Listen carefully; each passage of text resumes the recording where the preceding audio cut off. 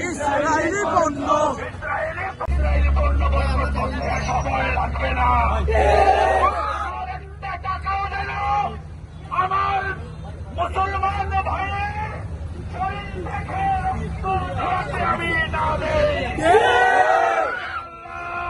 রমজানের রাতে সকল প্রতিজ্ঞাবদ্ধ হই, আমরা আর কখনো ইসরায়েলি পণ্য ব্যবহার করব না। আজকের বিক্ষোভ মিছিল পরবর্তী সমাবেশে ইসলামী তরুণ সংঘের আয়োজনে এই সমাবেশে এ পর্যায়ে বক্তব্য প্রদান করবেন ছাত্রনেতা মুশফিকুর রহমান।